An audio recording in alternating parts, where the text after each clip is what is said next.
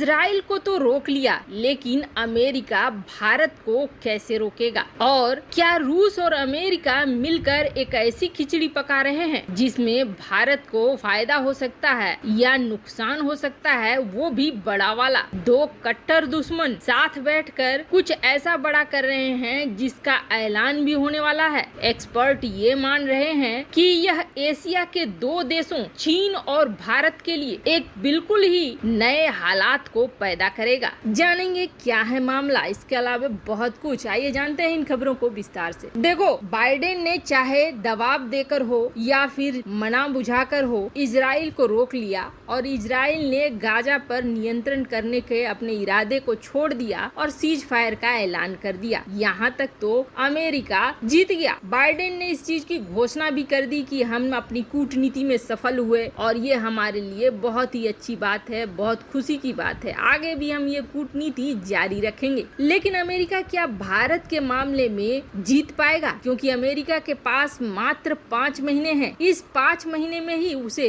भारत को रोकना होगा। इधर इजराइल और फिलिस्तीन का संघर्ष चल रहा था और उधर रूस में भारत के सैकड़ों सैनिक ट्रेनिंग ले रहे थे। आम सैनिक नहीं बल्कि अधिकारी, और वो ट्रेनिंग ले रहे थे S-400 की, जो अब रूस ने भारत को देने के लिए लगभग तैयार कर लिया है। बस कुछ परीक्षण ही बचे हुए हैं और इन परीक्षणों के साथ साथ भारत आ जाएगा S-400। पिछली बार जब अमेरिकी रक्षा मंत्री भारत आए थे तो उन्होंने इशारों में भारत को ये समझाने की कोशिश करी थी कि अच्छे बच्चे जो अमेरिका के अच्छे वाले दोस्त होते हैं वो अमेरिका के दुश्मनों से हथियार नहीं खरीदते हैं। लेकिन भारत ने उन्हें ये समझा बुझा कर वापस भेज दिया था कि हम बच्चे नहीं हैं बल्कि बड़े हो गए हैं और वही करेंगे जो हमारे मन में आएगा। वैसे इस चीज को रूस भी बैठे बैठे देख रहा था कि आखिर भारत क्या निर्णय लेता है। क्या भारत दोस्ती को चुनता है हमारी पुरानी वाली, कि अपने नए नवीले दोस्त के संग जाता है? रूस की तरफ से ये बयान भी आ गया था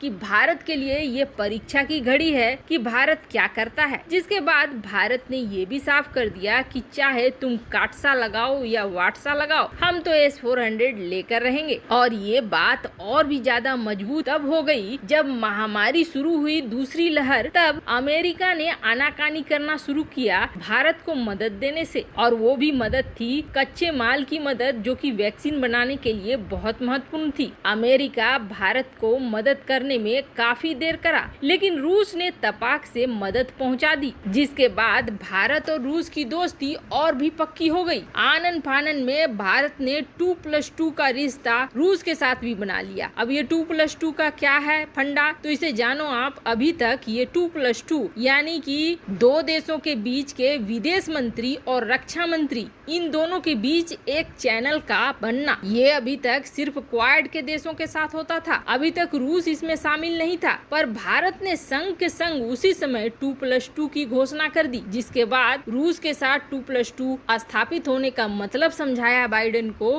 कि चाचा बाइडेन, तू नहीं तो कोई और सही। जिसके बाद आनन फानन में अमेरिका भारत की मदद करने को उतारू हो गया और अब 5 महीने बाद आ जाएगा S-400 भारत के पास। अमेरिका के लिए धर्म संकट की स्थिति हो गई है। अब अमेरिका भारत पर अगर काटसा वाटसा लगाता है तो इधर भारत पे काटसा लगा और उधर अमेरिका की वाट लगी। ऐसा इसलिए क्योंकि अमेरिका को भारत की जरूरत है। अब बाइडेन के पास मात्र 5 महीने हैं कि भारत को कैसे रोके S-400 लेने से। अब यहाँ पर भी एक नया खेल शुरू हो गया है। हो सकता है कि कुछ दिनों में एक ऐसा बड़ा ऐलान हो जिसे सुनने के बाद आप कहेंगे कि रूस भी खुश है भारत को S-400 देकर और अमेरिका उससे ज्यादा खुश है कि भारत ने S-400 ले लिया। देखो, जर्मनी और रूस के बीच एक गैस का पाइपलाइन का बड़ा प्रोजेक्ट है जिस पर अमेरिका ने कई तरह के प्रतिबंध लगा दिए थे, जिसे नॉर्दर्न स्ट्रीम गैस परियोजना कहते हैं, जिसमें जर्मनी रूस से गैस खरीद रहा है और इसके लिए एक बड़ी पाइपलाइन का प्रोजेक्ट चल रहा है। पर गुरुवार को जो बाइडेन ने उन प्रतिबंधों को हटा लिया जो एक बड़ा चौंकाने वाला था। अमेरिका के द्वारा रूस पर लगाए गए प्रतिबंध और वो अमेरिका हटा ले।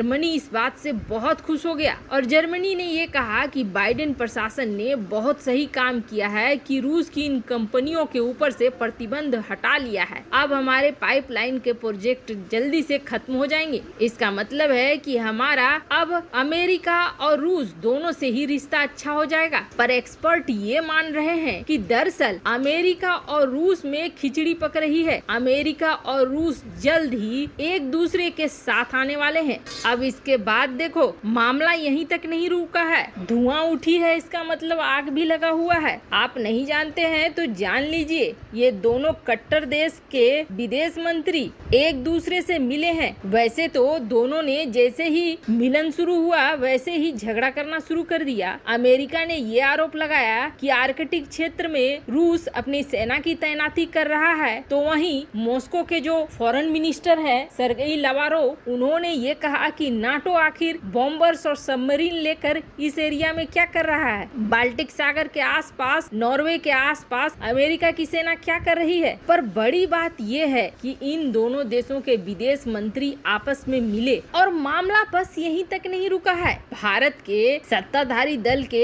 एक बड़े नेता हैं सुब्रमण्यम स्वामी। सुब्रमण्यम स्वामी ने भी इस बात का जिक्र किया है और उन्होंने ये कहा है कि रूस और अमेरिका के बीच में अंदर खाने बात चल रही है। जल्द ही आप देखेंगे रूस और अमेरिका एक तरफ हो गए हैं और रूस और अमेरिका की तरफ से एक बड़ा ऐलान हो रहा है। वैसे सुब्रमण्यम स्वामी ये आगाह कर रहे हैं कि ये जोड़ी भारत के लिए खतरनाक होने वाली है, क्योंकि रूस और अमेरिका के बीच जो ये सामंजस्य बन रहा है वो चीन की वजह से बन रहा है। चीन पिछले दरवाजे से दोनों देशों को फिर से मिलाने की कोशिश कर रहा है। हालांकि ये थोड़ा सा तार्किक नहीं लग रहा है और बड़े एक्सपर्ट भी ये नहीं मान रहे हैं। कई एक्सपर्ट का ये कहना है कि दरअसल चीन के डर से वही पॉलिसी अपना रहा है अमेरिका जो उसने प्रथम विश्व युद्ध के समय अपनाई थी, जब रूस और अमेरिका एक तरफ खड़े थे। चीन को काउंटर करने के लिए अमेरिका को भारत के साथ साथ रूस का भी साथ चाहिए। यही वजह है कि रूस के ऊपर से प्रतिबंधों को हटाया है अमेरिका ने, साथ ही उसके विदेश मंत्री भी मिल चुके हैं और अब बाइडेन ये कह रहे हैं कि वो जल्द ही राष्ट्रपति पुतिन से मिलेंगे